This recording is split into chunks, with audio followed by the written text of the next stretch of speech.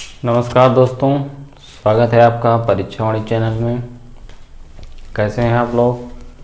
आशा करते हैं ठीक होंगे। तो अभी तक हम लोगों ने अव्यय पढ़ लिया था। अव्यय हम लोगों ने अव्यय टॉपिक ख़त्म भी कर लिया था। उसके हम लोगों ने भेद पढ़ा था, 4 प्रकार के होते हैं। चारों भेदों को हम लोगों ने पढ़ लिया था। अब उसका कुछ हम लोग महत्वपूर्ण प्रश्नोत्तरी करेंगे जो कि हम लेके आए हुए हैं। तो देखिए, हम लोग एक एक करके देखते हैं। पहला क्वेश्चन है, मोहन प्रतिदिन पढ़ता है। मोहन प्रतिदिन पढ़ता है में अव्यय है। अव्यय के बारे में पहले इसकी परिभाषा हम लोग क्या जाने थे कि अव्यय क्या होते हैं? अभिकारी शब्द होते हैं जिनमें लिंग, वचन, कारक एवं पुरुष का कोई प्रभाव नहीं पड़ता है। ये चीज़ हम लोगों ने जाना था। फिर हम उसके भेद जाने थे। भेद भी देखिए यहाँ दिया हुआ है। कालवाचक क्रिया विशेषण, स्थानवाचक क्रिया विशेषण, रीतिवाचक क्रिया विशेषण और परिमाणवाचक क्रिया विशेषण। तो देखिए इसमें मोहन, ये तो हो गया आपका कर्ता, और कर्ता के साथ साथ क्या है? संज्ञा है। ठीक, पढ़ता है ये क्या है? क्रिया है। वैसे भी आप लोग ये जानते हैं कि संज्ञा और सर्वनाम और क्रिया और विशेषण 4 चीज़ें हैं, वो क्या होती हैं? विकारी होती हैं। तो वैसे भी 4 चीज़ें विकारी होती हैं तो ये अव्यय हो ही नहीं सकती हैं। तो अव्यय हमारा क्या रहेगा? प्रतिदिन हो जाएगा। और ये प्रतिदिन इसलिए होगा क्योंकि पढ़ता है जो क्रिया हो रही है, ये उसका विशेषता बता रहा है। किस शब्द से हमको विशेषता पता चल पा रहा है? ये प्रतिदिन से। प्रतिदिन क्या है? एक प्रकार से समय का बोध करा रहा है। समय सूचक शब्द है। तो समय का मतलब जो समय सूचक शब्द आते थे वो किस में आते थे? कालवाचक क्रिया विशेषण में आते थे। काल का मतलब समय, यानी जो पढ़ने का काम है वो समय दिखा रहा है कि प्रतिदिन, यानी हर रोज वो पढ़ता है। तो ये क्या हो जाएगा? हमारा कालवाचक क्रिया विशेषण हो जाएगा। दूसरा क्वेश्चन हम देखते हैं क्या है? अविकारी शब्द नहीं है। ठीक, तो विकारी में हम लोग पढ़े थे संज्ञा, सर्वनाम, क्रिया और विशेषण। तो देखिए ये विशेषण क्या है? विकारी है। तो यही क्या हुआ? ये विकारी नहीं है, क्रिया विशेषण है ही, संबंध बोधक भी है, समुच्चय बोधक है, क्योंकि ये तीनों क्या है? अव्यय है। तीसरा क्वेश्चन है, 2 वाक्यों या पदों को जोड़ने का कार्य किस अव्यय के द्वारा होता है? तो 4 अव्यय आप लोग पढ़े थे। क्रिया विशेषण अव्यय, क्रिया विशेषण अव्यय में क्या होता था? कोई पद या वाक्य जोड़ने का काम नहीं होता था। उसमें क्या होता था कि क्रिया की विशेषता बताई जाती थी, यानी जिस अव्यय से या जिस अविकारी शब्द से क्रिया की विशेषता का बोध होता था या क्रिया की विशेषता पता चलती थी, उसको हम लोग क्रिया विशेषण अव्यय बोलते थे। तो उस क्रिया विशेषण अव्यय होगा नहीं। क्वेश्चन नंबर तीसरा है, तो ये होगा नहीं। ठीक, और हम क्या पढ़े थे? विस्मयादि बोधक अव्यय पढ़े थे। तो विस्मयादि बोधक में क्या होता था? हर्ष, शोक या घृणा, इस प्रकार के मनोभाव जब आते थे तो विस्मयादि बोधक हो जाता था। उसमें भी कोई जोड़ने का काम नहीं होता था। संबंध बोधक अव्यय क्या होता था?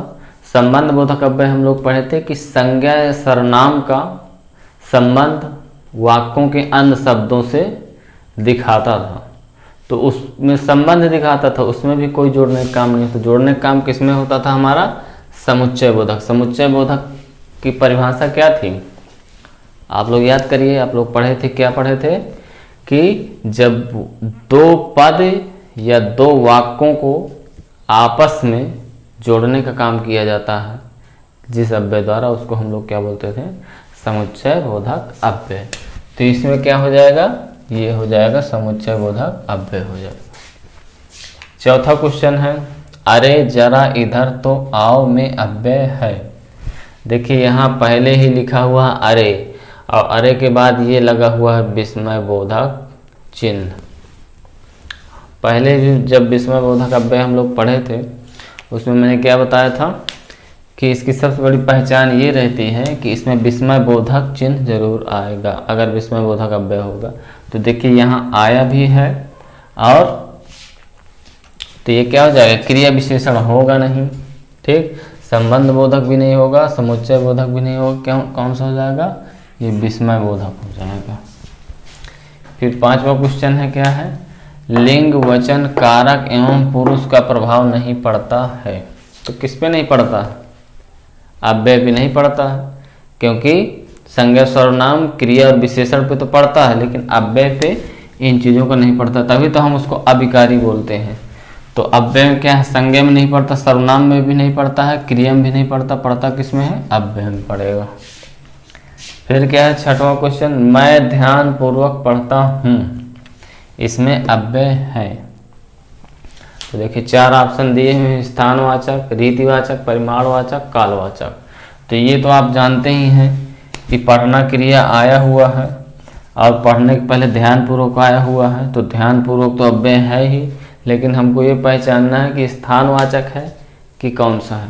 तो स्थानवाचक देखिए, वैसे भी ऑप्शन से हम देख लेंगे कि स्थान का तो इससे बोध हो नहीं रहा। स्थानवाचक में क्या रहता है, जो काम होता था वो काम कहाँ पे हो रहा है उसका स्थान दर्शाता है। तो ये ध्यानपूर्वक है, इससे हमको कोई स्थान का बोध नहीं हो रहा। परिमाणवाचक, परिमाणवाचक का मतलब क्या था कि क्रिया जो की जा रही है उसकी मात्रा का बोध कराता था, तो यह मात्रा का बोध नहीं हो रहा। कालवाचक है, तो कालवाचक से समय का बोध होता था, तो इससे समय का बोध भी नहीं हो रहा है। किसका बोध हो रहा है, ध्यानपूर्वक पढ़ता है, यानी जो पढ़ने का काम हो रहा है वो ध्यानपूर्वक एक प्रकार का क्या है, उसका तौर तरीका है, ढंग है, उसकी रीति है। जो मैं यानी करता कि जो पढ़ने का काम हो रहा है वो उसका क्या है, ढंग है, उसका तरीका है कि वो कैसे पढ़ता है, वो ध्यानपूर्वक पढ़ता है। तो ये है, तो यहाँ पे क्या हो जाएगा, रीतिवाचक क्रिया विशेषण। इसके बाद क्वेश्चन नंबर 7वां है, मनोभावों को प्रकट करने वाला अव्यय है। तो देखिए मनोभाव किसके द्वारा होता है, मनोभाव जो हमारे मन के भाव हैं। मन के भाव क्या होते हैं, जैसे हम दुखी होते हैं, दुख का मतलब शोक उत्पन्न होना, तो शोक का मतलब क्या है, मन के भाव हैं, ये इमोशन है हम लोगों का। खुशी है वो भी मन का भाव है, यानी जब, तो इसमें कौन सा हो जाएगा, मनोभावों को प्रकट करने के लिए हमारा होता है विस्मय बोधक अव्यय। 8वां क्वेश्चन है, कौन सा पद विकृत नहीं होता है। विकृत का मतलब होता है विकार, यानी बिगड़ जाना, यानी प्रभावित होना। तो इसका सीधा संबंध किससे है कि कौन सा नहीं होता, यानी विकार किसमें नहीं होता है, विकृत। विकृत का मतलब बिगड़ जाना। कौन से ऐसे शब्द होते हैं जिसमें मतलब बिगड़ जाते हैं, संज्ञा होता है, सर्वनाम होता है, क्या होता है, पूछा है, नहीं होता है। यानी ऐसे शब्द कौन होते हैं जिसमें विकृत, यानी जो शब्द अपने मूल रूप में भी बना रहता है, उस पर कोई परिवर्तन नहीं होता, यानी बिगड़ता नहीं है, या कह लीजिए विकार नहीं होता है, तो कौन सा है, उसको हम लोग क्या बोलेंगे, अविकारी, यानी अव्यय हो जाएगा। इसके बाद क्या है, 9वां क्वेश्चन है, तुम बहुत पढ़ते हो, इस वाक्य में बहुत है। तो बहुत के लिए पूछा हुआ है परिमाणवाचक क्रिया विशेषण, परिमाणवाचक विशेषण, संख्यावाचक विशेषण सभी। तो देखिए बहुत का प्रयोग जब होता है, तो आप जब विशेषण पढ़े थे तो उसमें विशेषण में भी बहुत का प्रयोग हुआ था, दोनों में हुआ था। जैसे हम कह दें बहुत बच्चे खेल रहे हैं, बहुत लोग जा रहे हैं, तो बहुत लोग जब आ जाता था तो क्या होता था कि लोग को हम लोग का मतलब व्यक्ति जो होते हैं उनको हम लोग गिन सकते हैं, और बहुत आ गया तो बहुत से हमको एक निश्चित संख्या का बोध नहीं होता है कि बहुत में कितने लोग हैं, तो हम उसको क्या बोलते थे, अनिश्चित संख्यावाचक विशेषण, यानी बहुत लोग। यही चीज़ परिमाणवाचक में था, जैसे हम लोग बोलते थे कि बहुत सारा दूध खराब हो गया, ये बहुत सा गेहूँ सड़ गया। तो जब गेहूं में बहुत आता था तो उसको हम लोग परिमाणवाचक में गिनती करते थे, क्योंकि गेहूं को हम लोग गिन नहीं सकते थे, उसको हम लोग तौल सकते थे, और जिसकी मात्रा का बोध जहाँ पे होता है तो उसको हम लोग परिमाण बोलते हैं। लेकिन फिर एक चीज़ और हम परिमाणवाचक पढ़े थे, परिमाणवाचक क्रिया विशेषण भी पढ़े थे, इसमें क्या था, इसमें क्रिया की मात्रा बताता था कि क्रिया जो हो रही है उसका परिमाण क्या है, उसकी मात्रा क्या है होने की, वो चीज़ बताता था। तो यहाँ हमको ये देखना है कि बहुत का प्रयोग तो होता था उसमें भी, लेकिन यहाँ पे यहाँ जो आया है इस वाक्य में ये क्या है। तो यहाँ पे क्या है, तुम बहुत पढ़ते हो। तो ये जो पढ़ते हो ये बहुत किसके लिए आया है, पढ़ते हो के लिए आया है। यानी जो पढ़ने की मात्रा बता रहा है वो न बहुत कम पढ़ता है न मध्यम पढ़ता है, यानी क्या पढ़ता है, बहुत पढ़ता है, यानी ज़्यादा पढ़ता होता, अधिक पढ़ता होगा।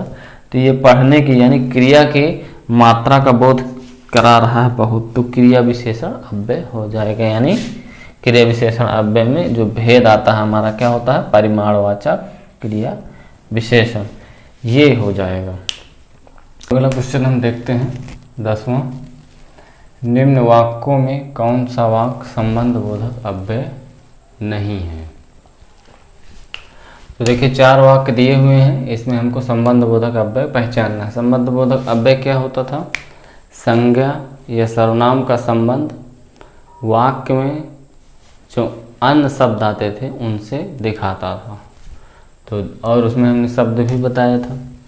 तो देखिए क्या है, विद्यालय के निकट मंदिर है।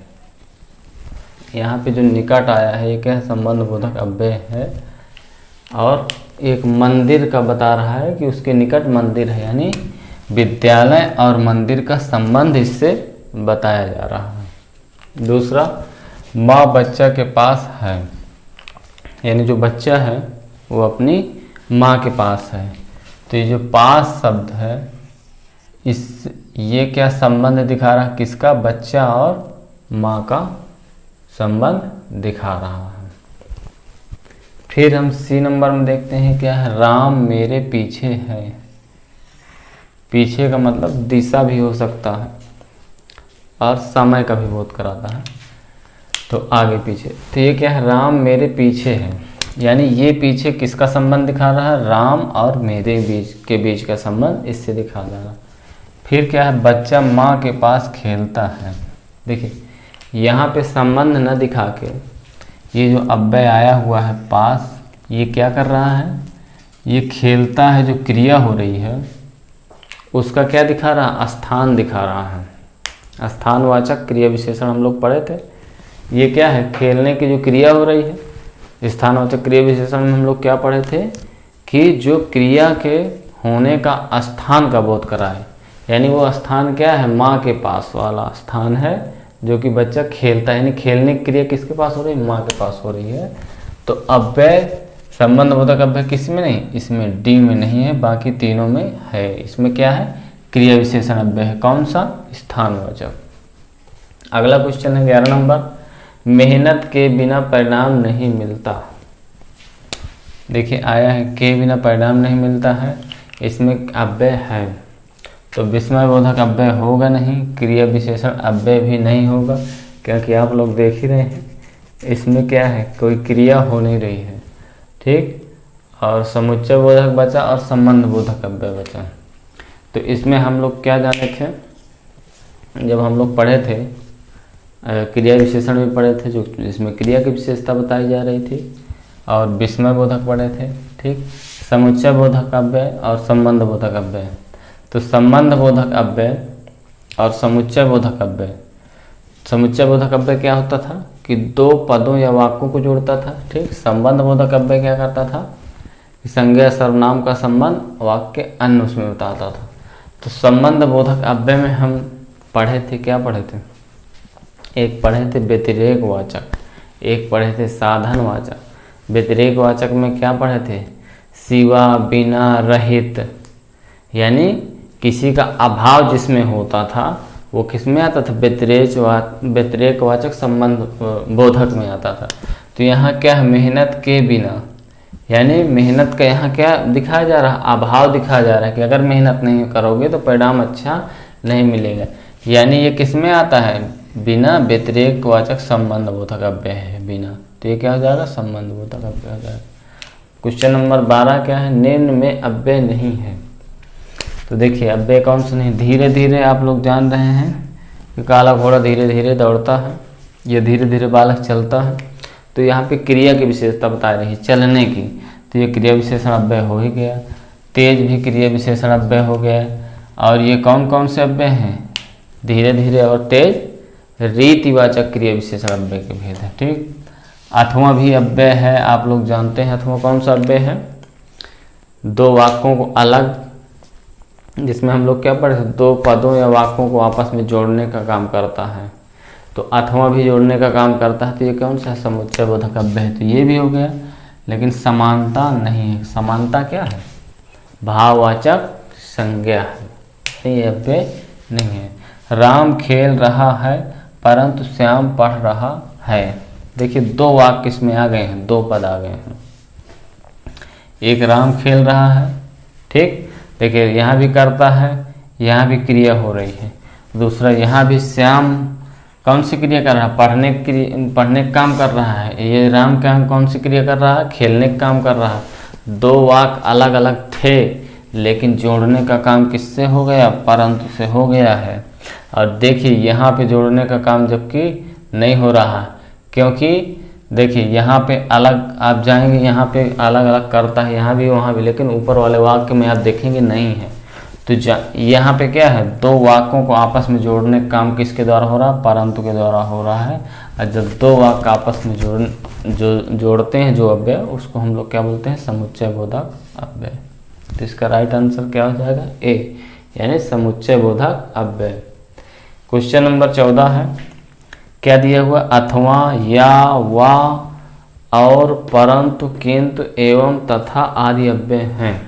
यानी इतने जो अव्यय शब्द लिख दिए गए हैं, ये अव्यय क्या है? कौन कौन से अव्यय हैं? देखिए अथवा ये भी जोड़ने का काम करता है, या भी जोड़ने का काम करता है, वा भी जोड़ने का काम करता है, और भी जोड़ने का काम करता है। परंतु आप देख ही लिए यहाँ जोड़ने का काम कर रहा है। किंतु भी जोड़ने का काम करता है, एवं, तथा ये भी जोड़ने के काम करते हैं। तो जो जोड़ने का काम करते हैं जो अव्यय, उसको हम लोग क्या बोलते हैं? समुच्चय बोधक अव्यय बोलते हैं। इसके बाद क्या है? 15 नंबर क्वेश्चन, चिड़िया उड़ नहीं सकती क्योंकि वह घायल है। इस वाक्य में अव्यय है। तो देखिए ऊपर आप लोग जो पढ़ते हैं, ये क्या कहते हैं? अथवा, या, वा, ये सब चीज़ आप लोग शब्द मैंने लिखाया था, आप लोग जान भी रहे थे क्या है कि समुच्चय बोधक अव्यय ये होते थे। लेकिन यहाँ पे क्या हो रहा है? चिड़िया उड़ नहीं सकती क्योंकि वह घायल है। देखिए एक वाक्य ये अलग है और एक वाक्य ये अलग है, यानी दोनों का जोड़ने का काम किसके द्वारा हो रहा है? क्योंकि इसके द्वारा हो रहा है। तो ये क्या हो जाएगा? हमारा समुच्चय बोधक अव्यय हो जाएगा।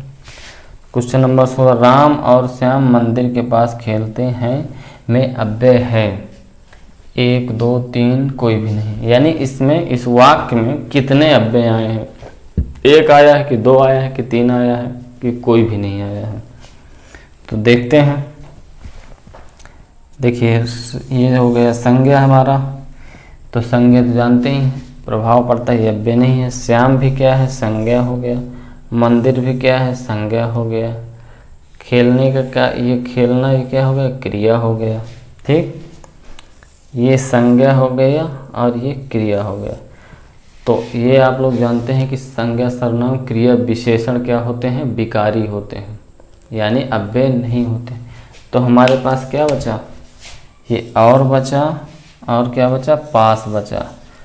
तो ये और पास आप लोग जानते हैं कि ये क्या है? अव्यय है। और कौन सा अव्यय है? समुच्चय बोधक अव्यय है। पास कौन सा अव्यय है?